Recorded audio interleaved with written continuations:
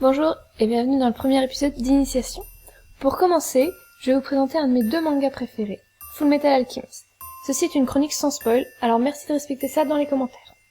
Je vais parler plutôt de la deuxième série, qui s'appelle Fullmetal Alchemist Brotherhood, et du manga.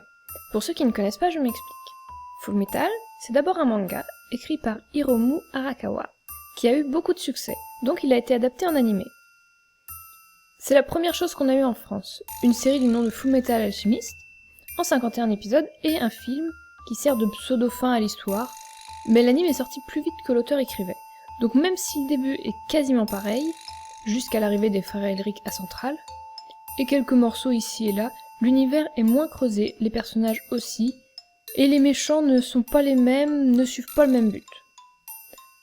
Ce qui en fait une bonne série au lieu d'une série exceptionnelle. Le manga est meilleur pour une raison simple, c'est que l'auteur savait où elle allait, donc sa série est plus complète, profonde et aboutie. Du coup, un deuxième animé du nom de Fullmetal Alchemist Brotherhood, en 64 épisodes, a été créé, mais en zappant un peu le début pour ne pas trop rappeler la première série. Le seul point sur lequel la première série est meilleure que la deuxième, ce sont les musiques, pas les génériques, mais tout le reste. Par exemple, la musique de Souvenirs d'enfance des deux héros donne ça dans la première.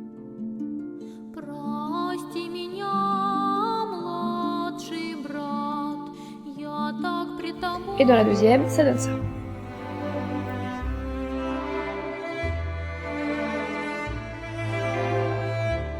Ensuite, il y a également la musique triste, qui donne ça dans la première.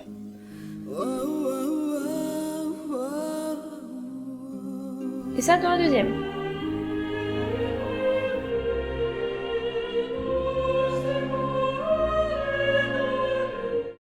Selon moi, si vous pouvez regarder les deux séries, commencez par les classiques. En revanche, si vous n'en choisissez qu'une, regardez les Brotherhood.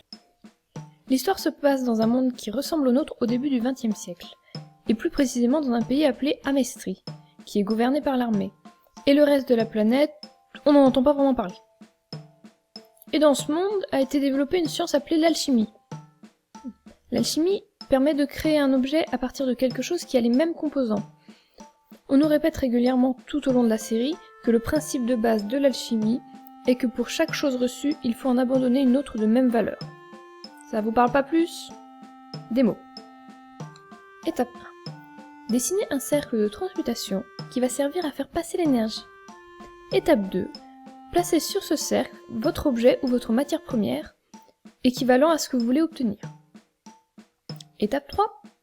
Posez vos mains sur le cercle en pensant à ce que vous voulez obtenir. Et là, si vous êtes dans Fullmetal Alchemist, ça se passe comme ça. C'est ce qu'on appelle une transmutation.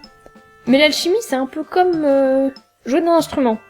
Tout le monde peut le faire, mais en pratique, il y a quand même plus de gens qui ne savent pas jouer que de virtuoses. On suit la vie d'Edward et Alphonse Elric, deux frères ayant un talent inné pour l'alchimie.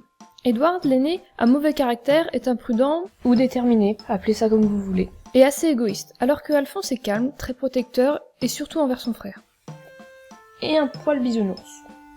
Leur père les abandonne, eux et leur mère, alors qu'ils sont encore très jeunes. Alphonse n'en a même quasiment aucun souvenir.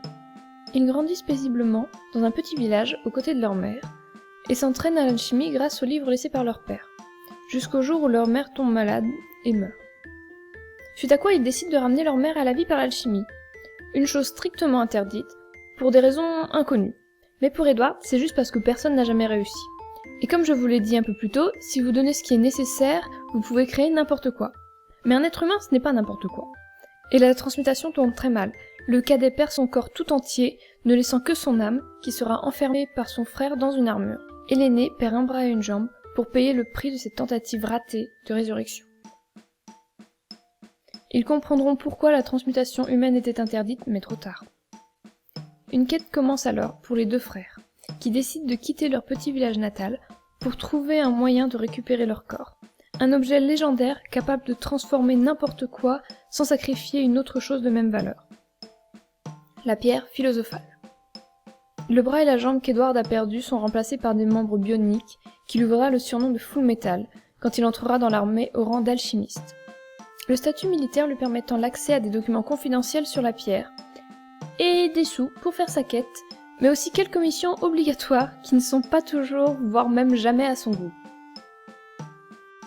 entre une guerre qui a laissé des blessures profondes sur le monde, un père qui n'était pas si absent que ça, et un petit groupe d'individus qui semblent avoir des projets pour les deux frères, la route sera longue jusqu'à la légendaire pierre philosophale, et ne restera peut-être pas longtemps leur priorité.